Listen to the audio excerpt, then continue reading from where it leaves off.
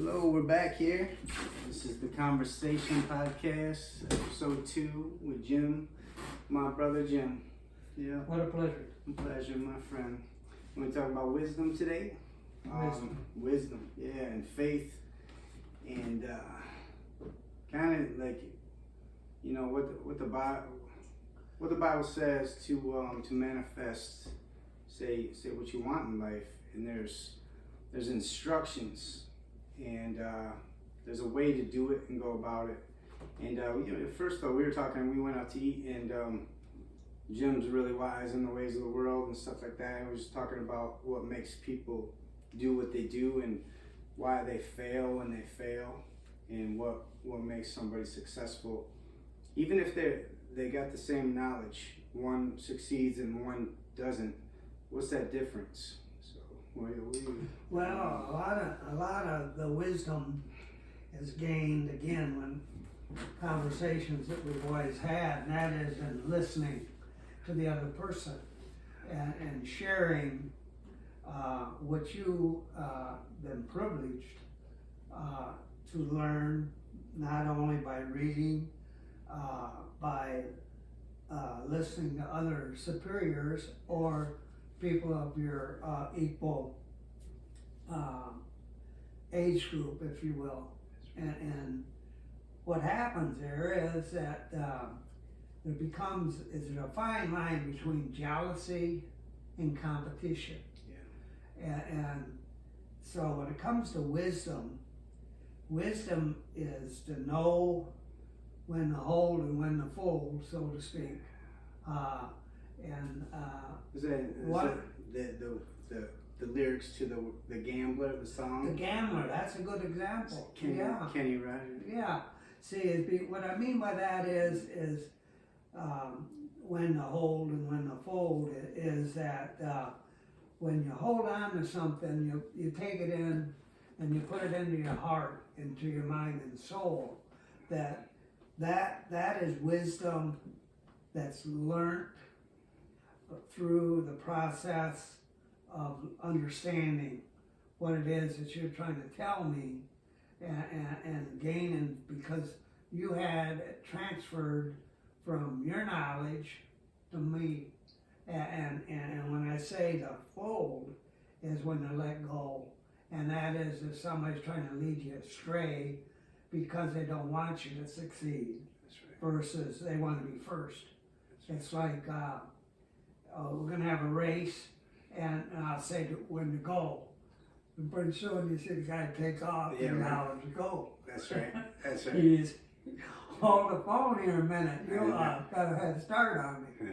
But anyway, wisdom is something that we all have at different levels, and it's such a privilege to be able to have someone like Jesus Christ that went forth and he told us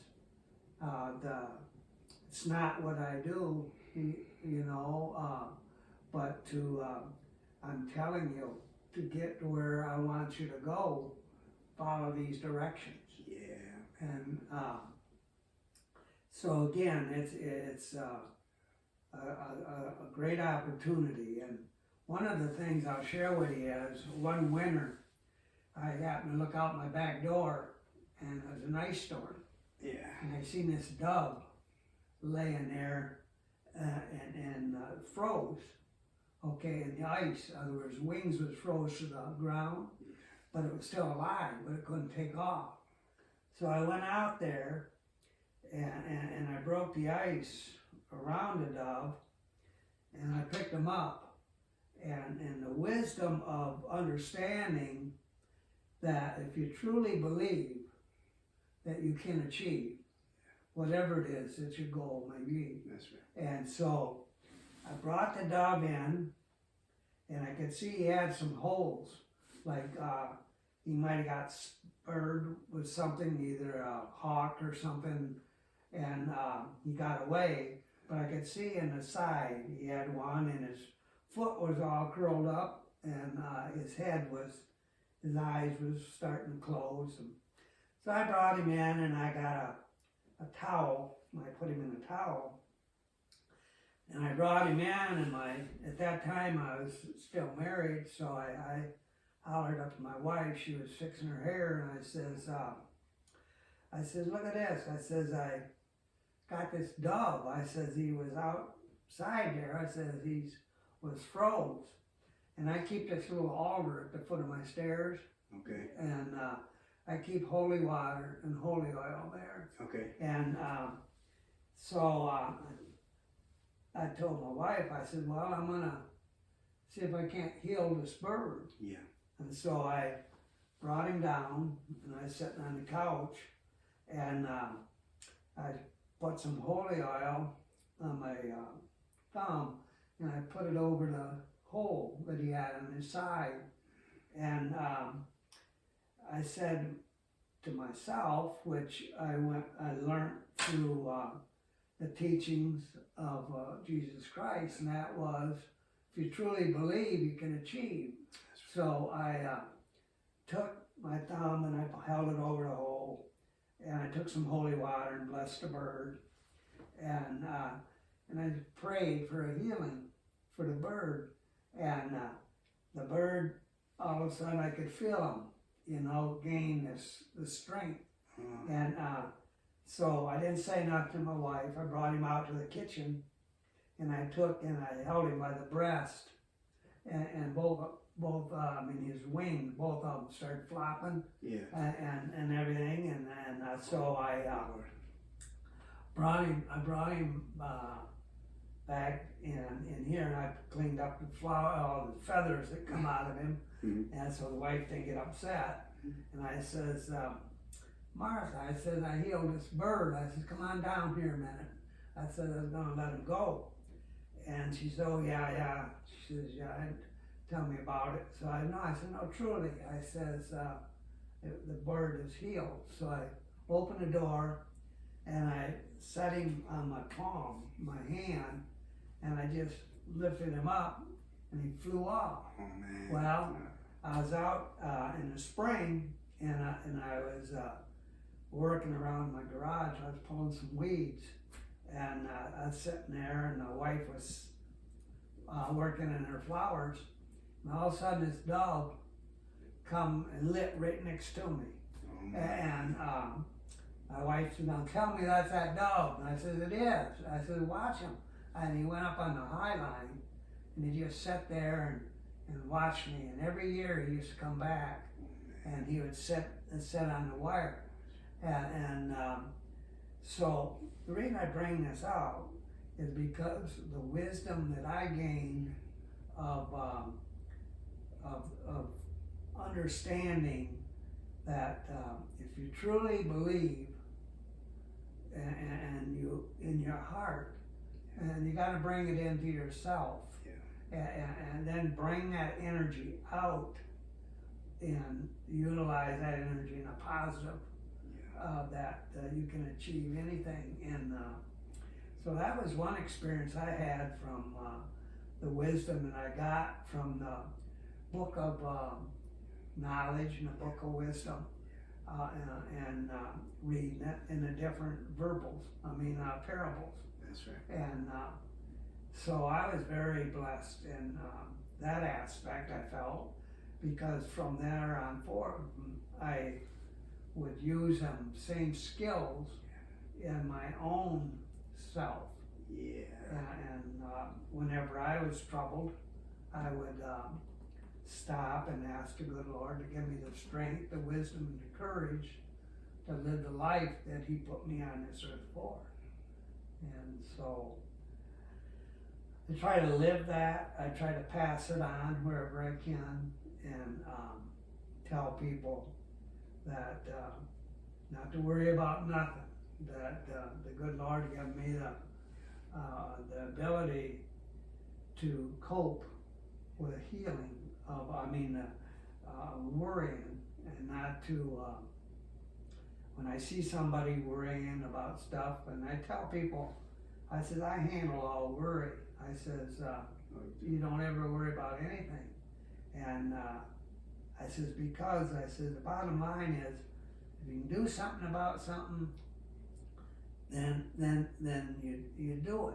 If you can't, let it go. And that's what we talk about releasing and hold other things very close to your heart, but don't ever hesitate to pass that knowledge on whenever you can. Yes, like if you receive something and you hold on to it, it's a wasted gift. Yes. You gotta give it away. So it's like in the wisdom, you're talking about the book of wisdom of the Bible is Proverbs. It's all wisdom, but Proverbs, the wisdom of Solomon, and was it 25? Proverbs 25:2 says, "It is the glory of God to conceal a matter. To search out a matter is the glory of kings." And kings referring to believers or in Christ, in God. So what not everybody knows what that healing of the bird is same with healing with anything, with your physical body, relationships, finances, you can use that power for. See, and again, going back to the bird. Yeah. See, I seen that bird healed before I healed it. Okay, yeah, that's and I see. This is the formula. Yeah, and I could actually, I felt, because when I put my thumb over that hole that I seen in his side, and next to where his leg was, in his breast, and it actually, I popped my thumb as the energy from me went into that bird. Okay. And so I knew that bird was healed. That's why I called my wife down. I wanted her to see it. Oh. But in the Bible, and forgive me, one of the Gospels, it talks about the woman that had bleeding down here, and she had it for many years, and she thought to herself, if I can only touch the hem of Jesus's robe, I'll be healed. And when she did that, what you said about the energy going out, Jesus said, I felt power or virtue go out of me, like you did into the bird. So it's the same. And another time when I first found out I had cancer, I was in a church healing. Oh yeah. And there was a group of us who was all held hands as we was doing a prayer. All right. And this one lady, about four or five people down from me, she says, I felt it. She said, somebody in this group got healed. And I said, yeah. I said, this is me. I said, I felt it too. But there again is the believing and passing that energy, sharing your energy, if you will, with one another, like exactly what you're saying. Yeah. It's the belief of that if you truly believe,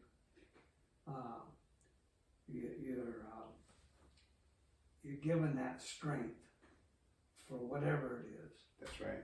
But you got to pass it on. You don't keep it. Yeah, that's right. Yeah. And it's got to be accepted too.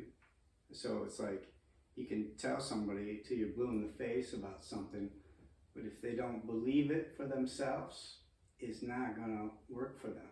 No. In the Bible, it says all the time through the Gospels, Jesus would say, your faith has healed you. Your faith has made you well. All the time. So it's like God is in me, is in you, is in everyone. You just gotta know who you are, who God is, the power that's within you, and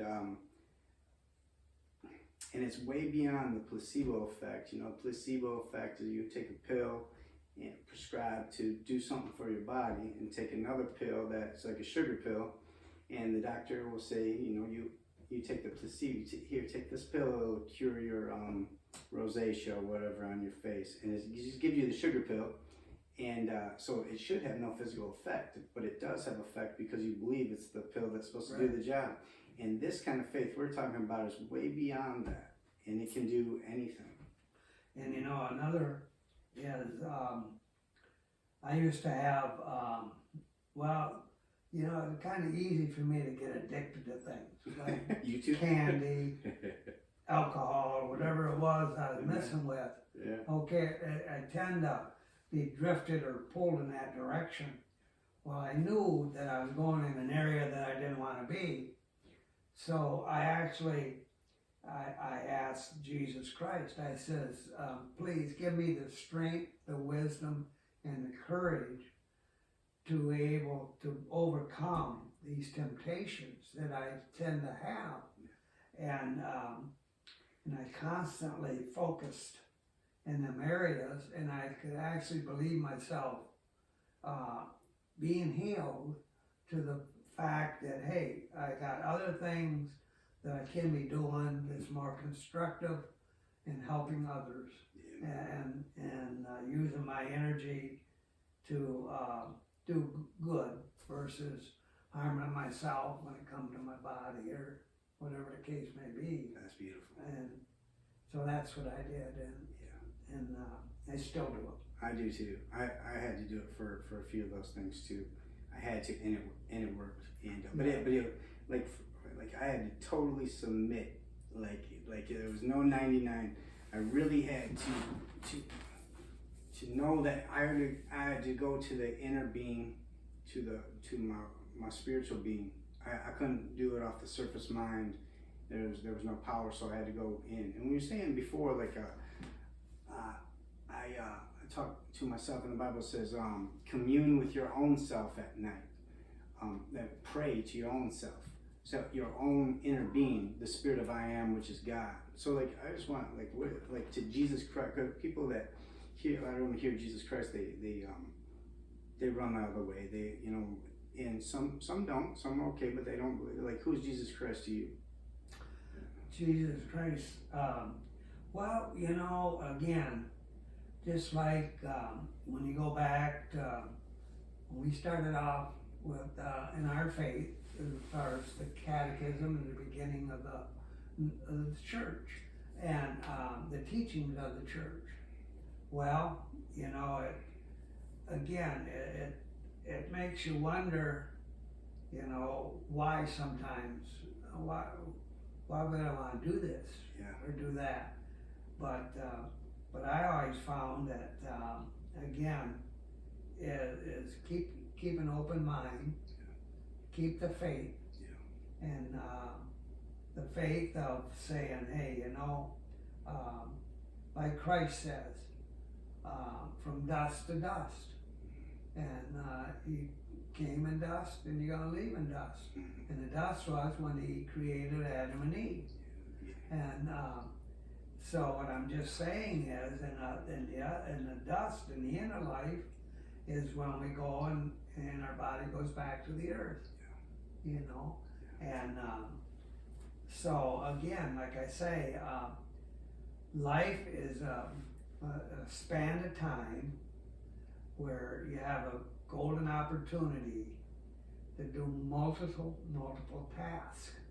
And again, depending on what's your vision, where are you going, and then how are you going to get there? That's right. And again, we've got everything from road maps to today. We got the internet. That's right. We got compass. We got a lot of ways to get places. But the bottom line is from a spiritual standpoint is you have to be able to, first of all, you have to know where you're going, see yourself there, and get there.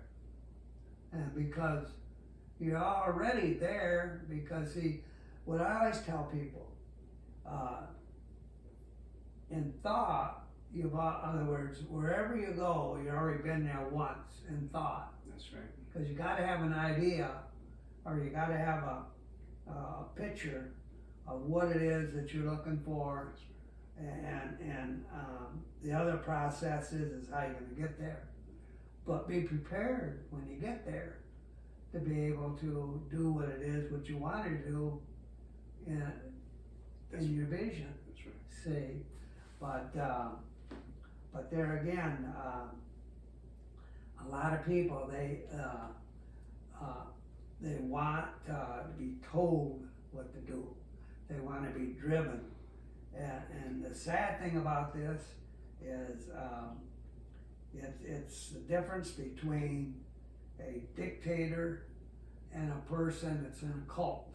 Yeah. And that cult, all they want to do is get a hold of your soul, get a hold of your mind, and bring you into that loop.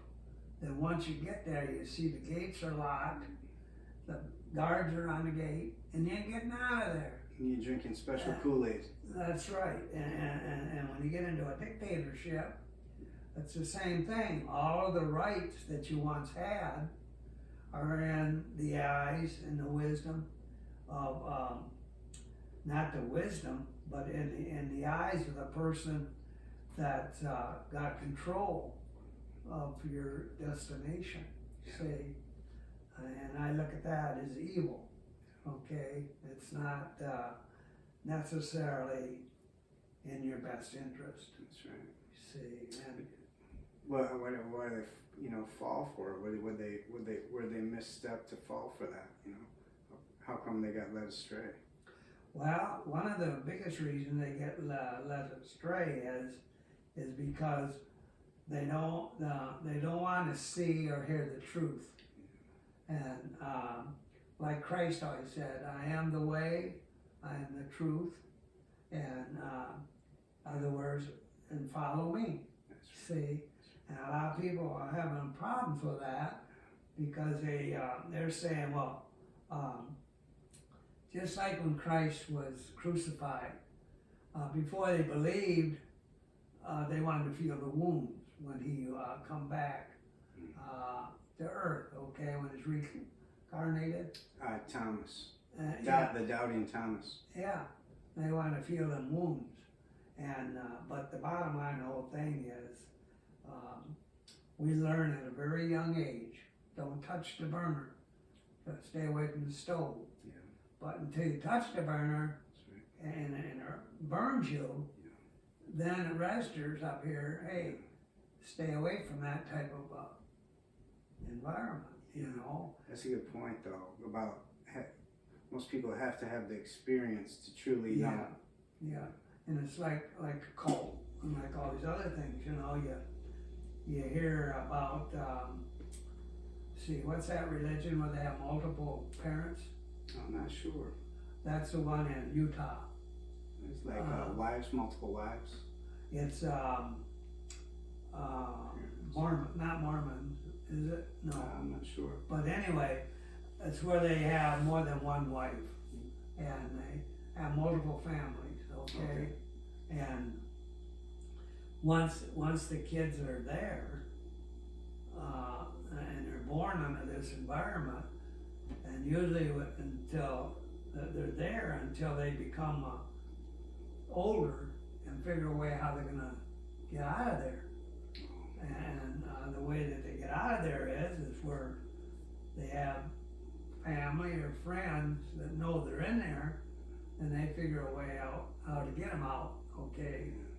And but what I'm getting at is the whole thing is all about a myth of what people have in their head. See, And see, to me, like, people are scared of the truth in the most part. The most general genre of, say Americans or all people, they tend not to pursue the truth. They tend to, my experience, what I've seen in myself as well in the beginning, to run from it, to hide from it, to push it down, to not confront it, because it's going to point out, their own flaws and their own lies and their own like scary things about themselves. And it's really not scary, it's just scary, like a bully. A bully is not really tough. And he like a child throwing a fit, a tantrum, is very attractive. You're like, wow, look at that. Wow, it's like such a thing, but the child's not gonna hurt you. That bully, if you stand up to that bully, ain't tough at all. no. But he fools a lot of people. So that's the bully inside you.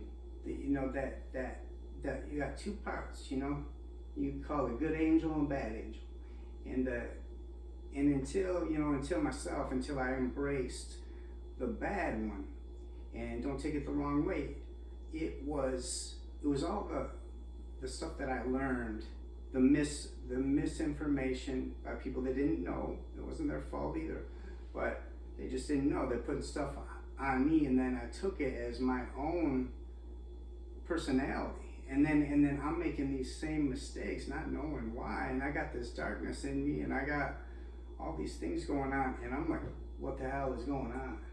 And you know, and you don't know. And there's so many people grow up that way, and they're just totally confused and lost. So what do? I gotta follow somebody. So you follow somebody, a bad person to follow, and they keep going down. So until I got into wisdom in the Bible, and not just like, I read so many self-help books. I read books on every religion except for the one you're talking about out west, but I heard of that one. I did. I had to find. That's the Mormon church. That's the Mormon church. I had to check. Like, dude, I was freaking out. You know, everybody, you know, they get so much anxiety, so much depression, and there's so many prescription medications going around to fix the real problem. It lies in the truth, man. See, and it's similar to when you talk about your inner self and your outer self. It's like having a growth on your face, okay? Until it's lanced or removed, to let that energy that's there out and for it to heal. See, and it's the same thing with your thought process. Unless you're able to let go of why you believe in what you believe, but it's all negative energy. It's nothing. It's nothing that's going to benefit you other than keep you down. That's right. Keep you in the same destiny. Yes. You will experience the same life, and yet you don't know it's that simple. You know, every profound thing that I've ever found was in the simple. And I say something simple, and oh, I know that.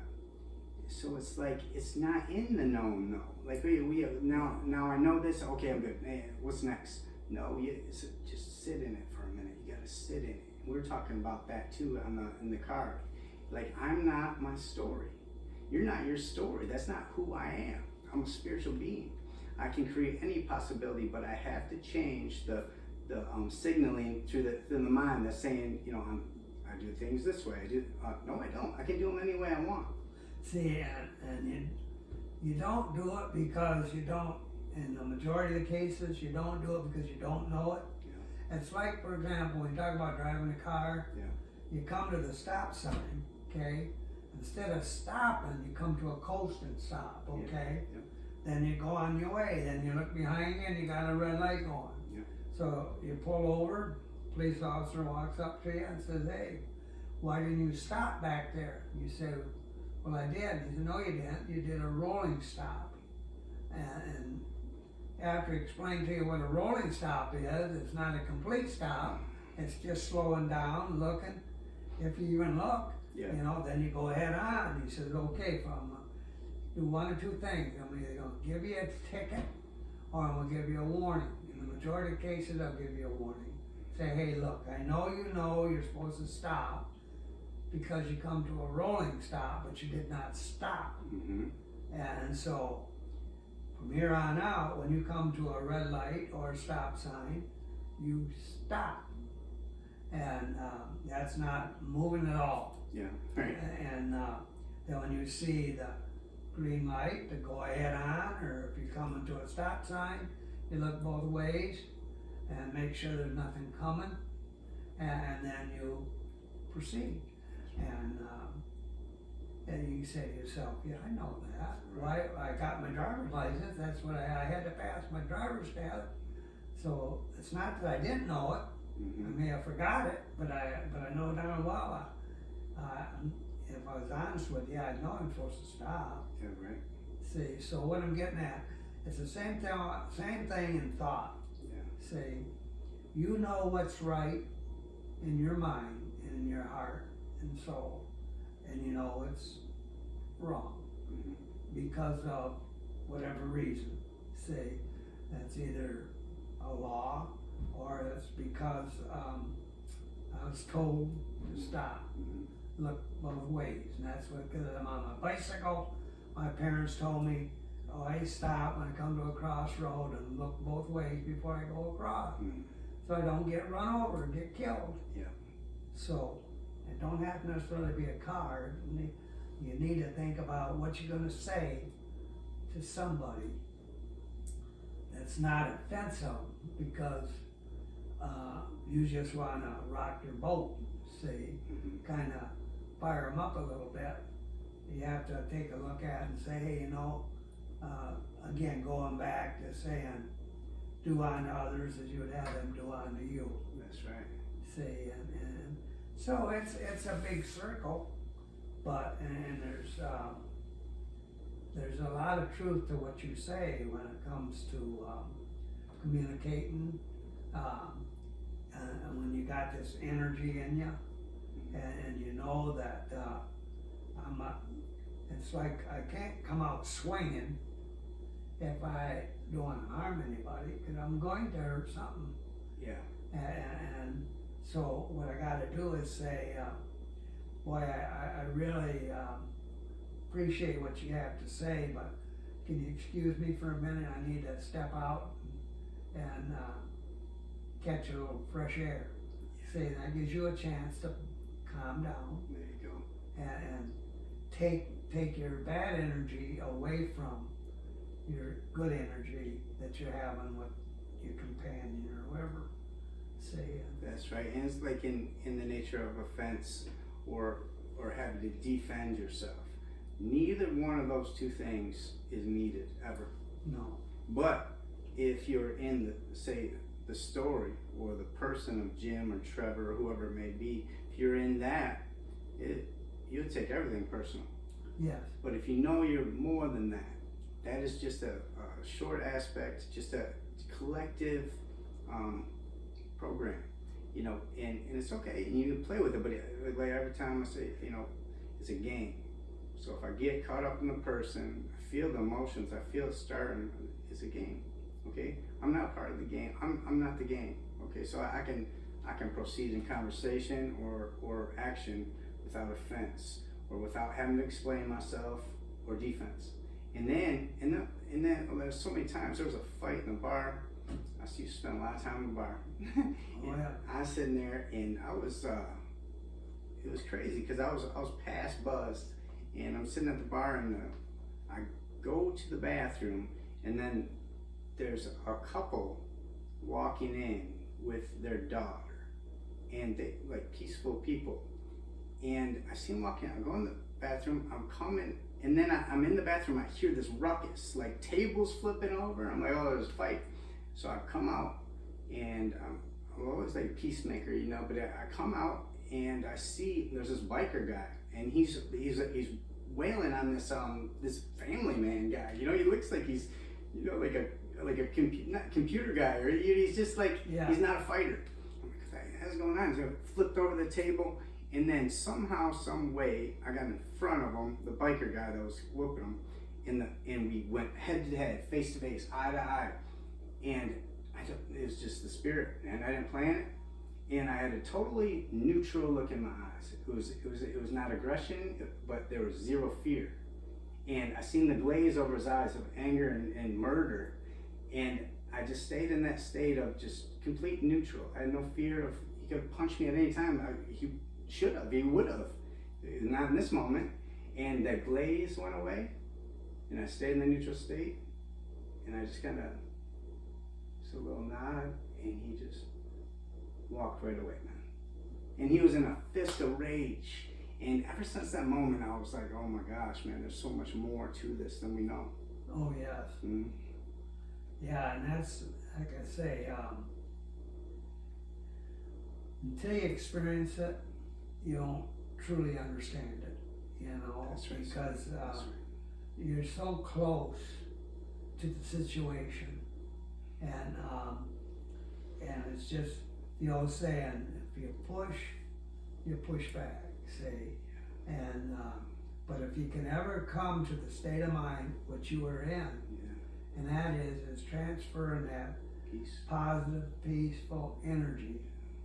And what you done was, you actually sent that right to him. And that's what he was looking for, but didn't know how to get there. Yeah, See? that's right. They, like his soul was yearning for that. Yeah. Because I know mine was, and I was constantly resisting and in a fight mode, and is looking for the peace, and there it is. Okay, complete pause. See, and when again, I'm just going on one perception.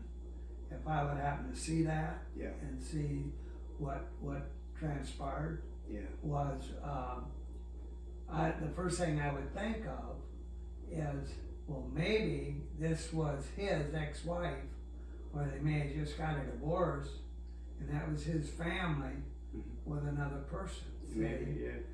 But it was something of his that he wasn't able to neutralize himself from it, and to to move forward. Because if this is like you said when you first seen them, it was a family coming in. See, but it was something of his at one time that he was in a rage about, or if it wasn't her and the daughter, it could have been him and him. See? Yeah, never found out. No, Yeah, see, it could right. have been. And in a fit of rage and a drunken whatever, the mind sometimes makes up stuff. It's delusional. So yeah, it's crazy. But we, I appreciate our talks, Jim. We'll wrap up. Got a few minutes, but keep them short. We went an hour and a half.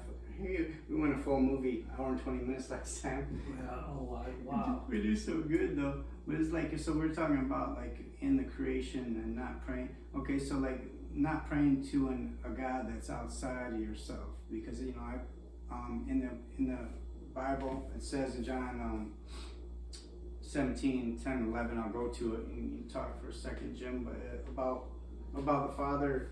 Jesus saying, "I am the Father of one." So like, you used your own energy, and we can use these words. It doesn't make us non-Christians if I use the word energy instead of power, instead of virtue. It's the same power. There's nothing but God in the world. Nothing. Correct. Yeah. Correct. So what do you? But so when I prayed to a God outside of myself for most of my life, because that's what I was taught to do, I didn't see no results. I didn't see anything happen. There's no miracles, none of these things. And I was watching the movie, Johnny Cash, and he's a Christian man, and I love Johnny Cash, man. God bless his soul. Wonderful. He went in the movie anyway with Joaquin Phoenix. You seen the movie, the Johnny Cash one, new one? No. It's good, man. And he goes into the recording studio for the first time. So he has a vision in his mind. He has the dream, right? He has the scene. I can do this. Ever since in the Air Force, and he's talking to this same where Elvis was recording, same studio, and the guy, the manager, the owner of the place, said, "Okay, give you a shot. Here you go." And he's got him and his two band members, and they're up there and they're doing their rehearsed songs, their gospel songs, and the guy, you could tell the owner's watching and he's bored. Everybody's singing these songs, been done before, not especially. He told Johnny, and Johnny's like, "What are you saying? I don't believe in God?" He said, "I don't believe you, like you don't feel it." And Johnny's like, "What are you saying? I don't believe in God?" He's getting mad.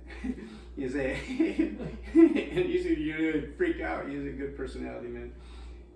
And the guy's like, "No, everybody sings that song. Everybody sings it that way. You know what I mean? You give me something real. It's not about believing in God. It's about believing in yourself." And a lot of people take that the wrong way and say that's evil. But what I got from that, see, it's the way that you see what is said and heard. I equated, God is in me. God is my very essential being spirit that is eternal. It can't be any other way. Came from him. You say the spirit, he breathed. And the life that is in me is God. Period. Everything in the world is God, and ain't not one thing been created that he didn't create. So people quit tripping about that, because that is the truth. So when I say, because I would be praying to God, "God help me, God do this, God do that," no power, no power. Now I go into my inner being, and I know that he hears me because he's right here, and not a far off place, here and everywhere at the same time. Then it worked. But when Johnny heard that as well in the scene, he said, "All right, I'll give you something to feel." And he played a song about the Air Force, what he wrote, Folsom Blues, Folsom. Yeah, he's like, you know, and it just like it taught. He got a little raunchy, but he felt it, man, and that. You know what happened after that? He's one of the greatest ever. Well, you know, Christ said that I am within you. That's right. And you're within me. That's right. Okay, if you truly believe this. That's right. See? Yeah. And so that's why I say, like my tour in Vietnam, that I always ask God. I ask Christ, which I felt inside of me, to give me the strength, the wisdom, and the power to achieve what I was put on this earth for. And it wasn't in the sense of just going out killing people, okay? It was about understanding, why are you here? Yeah. See? And what I'm saying is again, because I knew Christ, if it wasn't for him, I wouldn't be what I am. See? And I've always spoke to Jesus from within at times when I had to be looking and focused at myself and making sure that I make the moves that I make, see? And so that's why I always said that, you know, if you truly believe, then you can achieve whatever it is you set out to do, and because you've given already the power to become what it is that you want to achieve. That's right. That's right. The people don't believe, man. They don't believe, like, because it's hard, because your whole life, you've only witnessed failure. You're like, I can do it, and you're let down by yourself, you're let down by others, you know, and you're like, you know, like, what the heck's going on, man? Yeah. Like, so coming over that is a very hard thing to do, going from doubt to faith, man. And the doubter, you know, it's like you gotta, you know, and that's another thing when it says die to self, you know, dying to self, it's not a physical death, it's a psychological death. Yeah. And it's a psychological death, and the Bible says the old man, put off the old man, Paul says. The doubter, put off the old man, the old story, the old conversation of this is me. Like, rewrite it, baby. You know what I mean? But you gotta be adamant, and you gotta be on fire, and use the power of Jesus Christ, of God, of life, of the energy of this power that is within you. You need that. You can't do it out of the surface mind alone. No.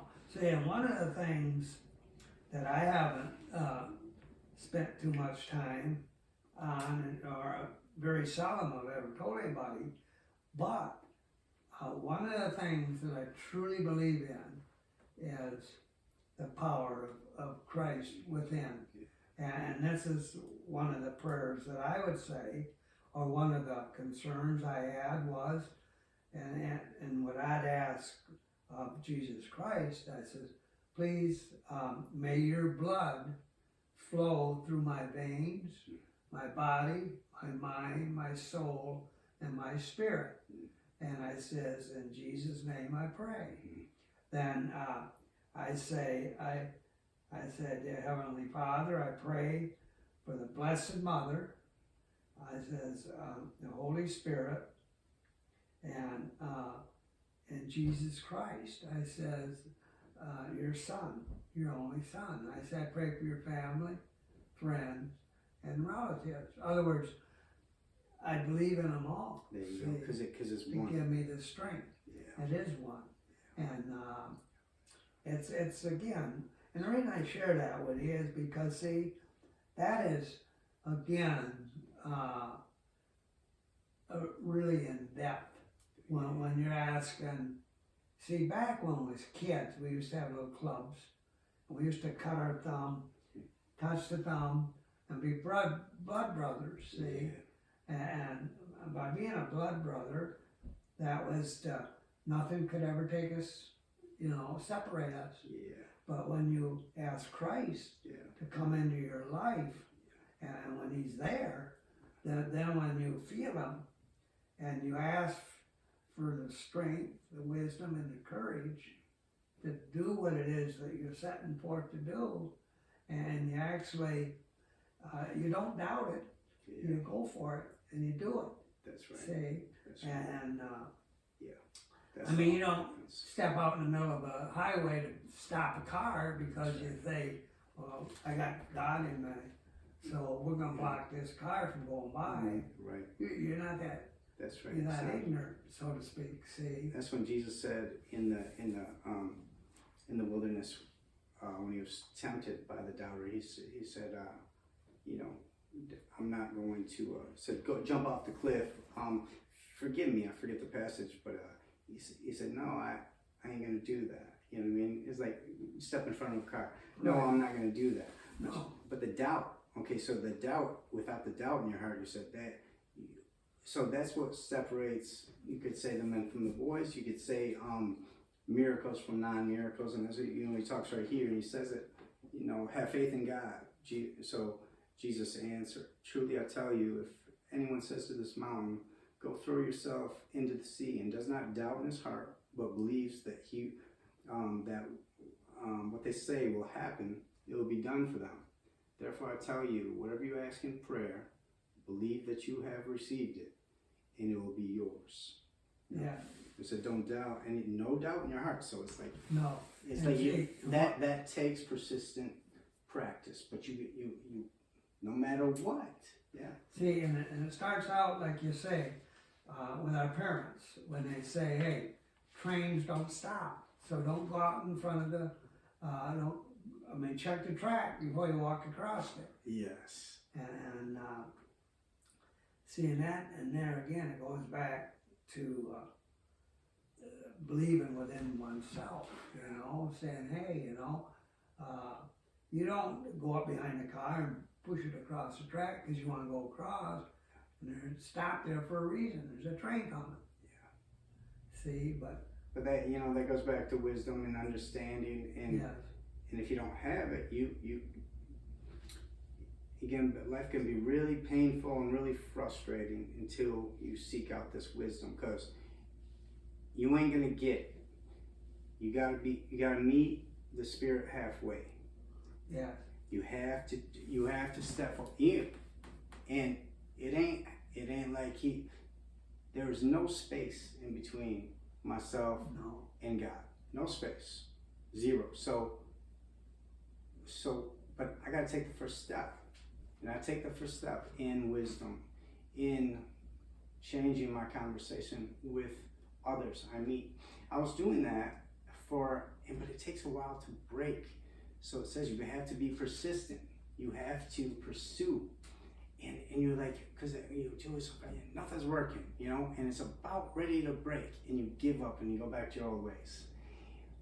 Pursue right through that. It's about ready to break it. And now it's like I was going out there and I was being nice to people. I was saying hi, have that good energy like you, and people respond to you, because you've been doing it a long time.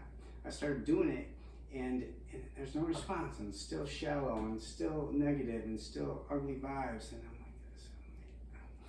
But I kept, and now that I go out, and it's like because we're all one, and it's like, but it's real now. It wasn't like I had to fake it a little bit at the beginning, but I knew it was the truth, so I said, I'm gonna do it. But now it's like they're actually feeling how I feel inside, and they are responding exactly like they're my own self, and it is beautiful, man. And you know exactly that, because that's how you live. I'll say one thing real quick about the oneness. So he said, so Jesus, this is John 17, 10, I'll start with. He says, all I have is yours, and all you have is mine. And the glory has come to me through them, the believers. I will remain in the world no longer, but they are still in the world. I am coming to you, Holy Father. Protect them by the power of your name. The name you gave me,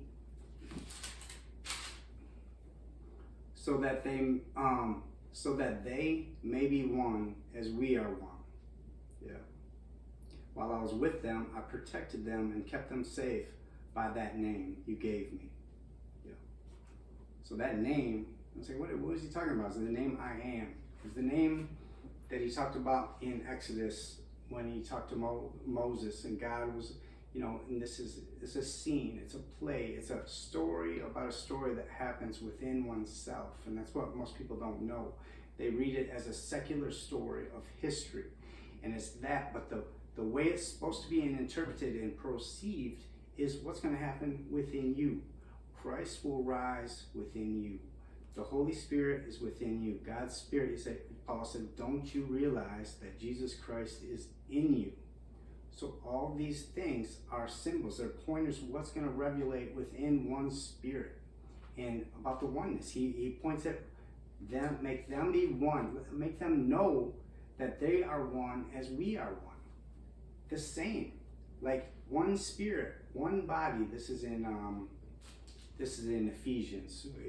One Father, one body, one Spirit, one baptism, one Father above all, in all, and through all. So it's like it can't be said any clearer. I don't worship Jesus on the outside. Jesus is in me, and I'm in Him, and I just it's so important to get that point out, because without it, there's no power. There's no power. Well, see, and it goes back to what you're saying, is that, it's like, if you got a roll, okay, then you have a jelly roll. Well, the difference is the roll has nothing but dough. The jelly roll's got substance. That's right. See, and so with Christ, you got the power. Yeah. See, and when he says I am, that's right. That's talking about him. That's right. I am within you. That's right. See, and so people got to understand, if they got a very shallow, view of life, see, they can't comprehend that. That's see, right. That's right. Because they're wondering if I am within you, how am I getting in there? See, that's the mindset. See, well, but see, a good example of that is at conception. See, the child, as we all were, we were within the womb of our mother. Then when we were born, we become an individual, okay? And when the cord was cut, then you lived on your own. See, before you lived off your mother. See, and so I tell you this is the difference between,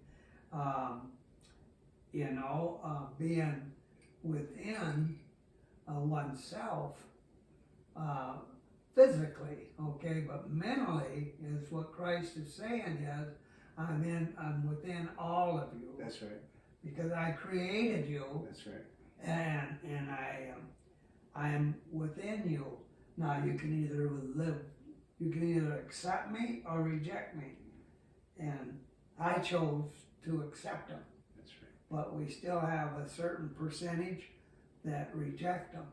See? That's right. And but that's what it's all about. It's about being able to understand that what a person is, like in the Marine Corps, when you and I were out there in combat, and we communicate and we say, hey, I got your back. That means I'm not looking at your back, I'm looking at oneself from the exterior, and go ahead and move forward or retreat, whatever you're going to do. I got your back, so I'm watching you from the physical and watching, seeing what direction you're going. If you're backing up, then I know that you're not going forward. But see, again, it's again, if I was to say to you, well, go ahead there, brother. God's within you. Keep the faith. That means live on what your beliefs are. And if they're not strong beliefs and that Christ is within you and you can achieve whatever you set forth to do, that he's going to be there with you. That's right. That's right. See, and that's... And it's like, spiritual revelations and things that, especially you've been around here a little bit longer than me. And, they come, but it is, so the states of consciousness or the type of thinking that we have to go through it says we're going to go through furnaces in life.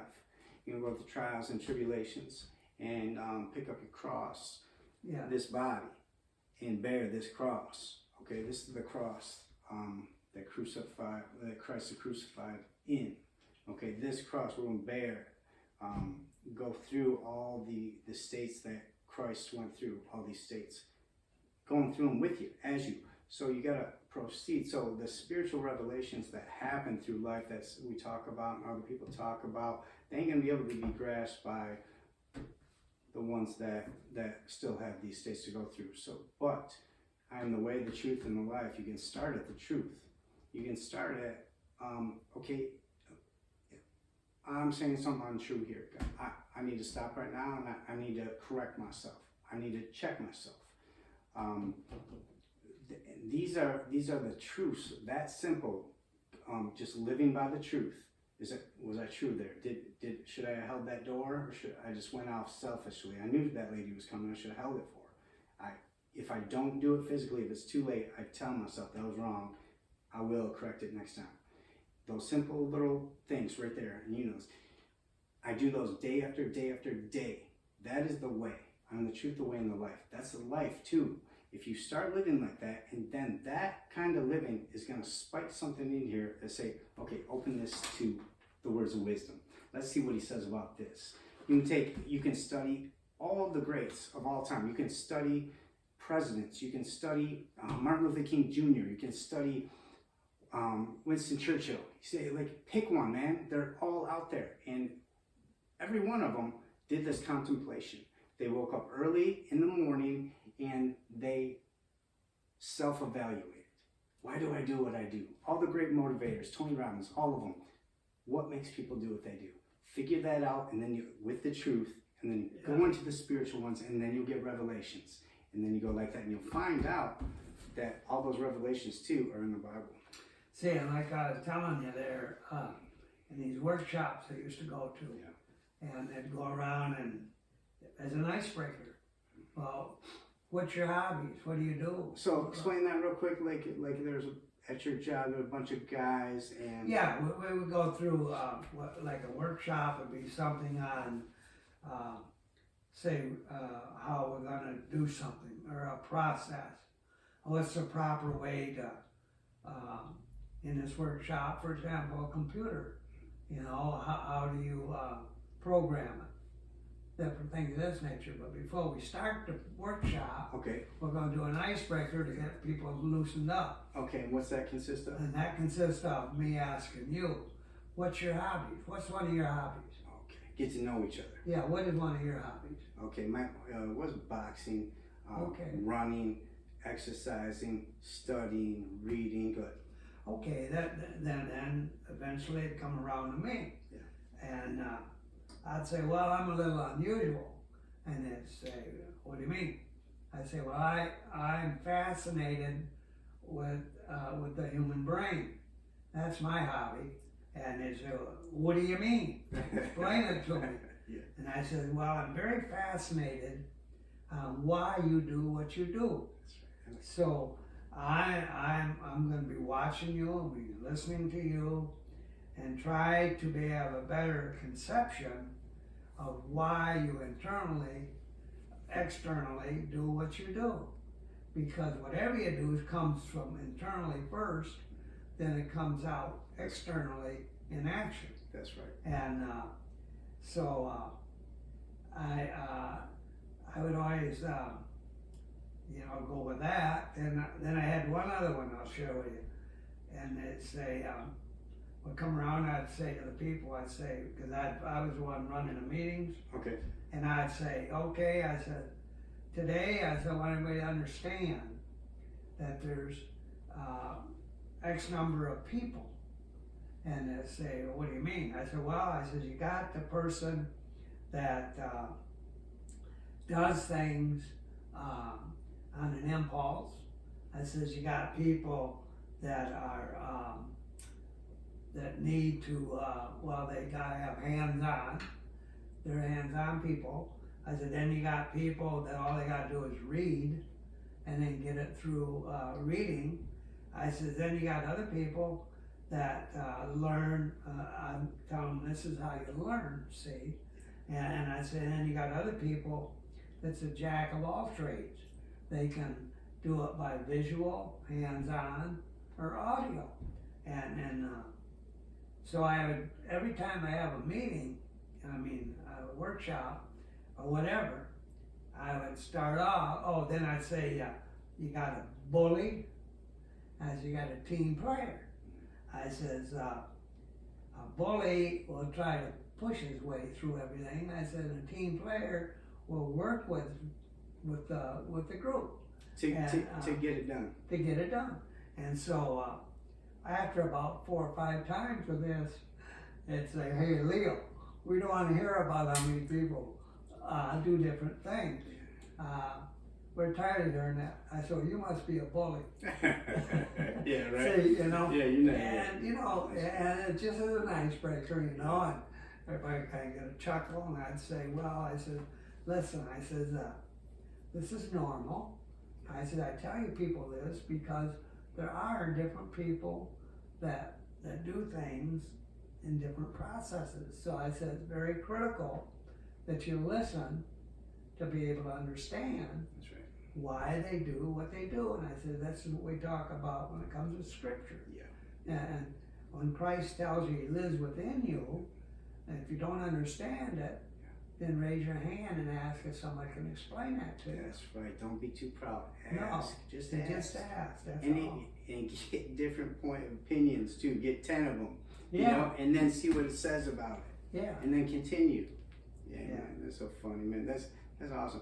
And if people just knew, because I know what they thought. I know, I've been studying how people think for a long time, Oh, yeah. and especially myself.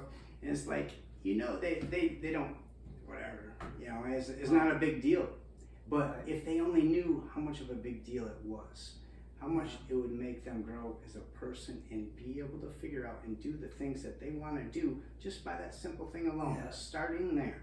You know, when you was talking scripture a little earlier, you was pointing out how it is to give back, or give out. Well, I'll tell you what, one of the hardest things that you'll ever do in your life, if you haven't done it yet, is a will. Oh, Because when you write your will out, yeah. you are leaving everything that you now possess, everything. And you're almost committing, Yeah. saying that, hey, you're saying, I'm leaving this place. Right, but see, this is the kicker. Yeah. See, if you have it drawn up right, you're not giving everything that you have right this instant.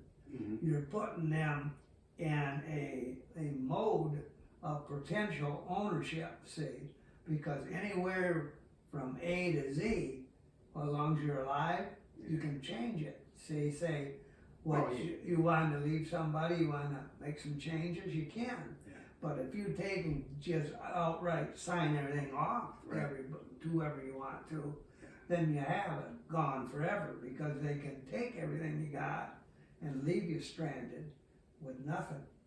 See, and that's happened to a lot of elderly people. Yeah. And it's now they got a term for it. They call it scamming.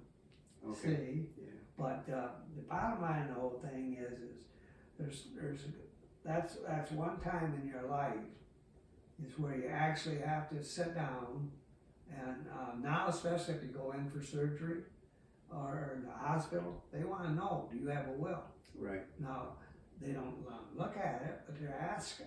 Sure. And if you say yeah, well, you don't, and something happens, Yeah. and And I and think, everything goes back to probate, see? and I think, Jim, a lot of people, not to cut you off, but keep going, but a lot of people don't do the will because they don't want to admit that I'm leaving this place. There you go. That's what I wanted to close. Yeah. That good closure.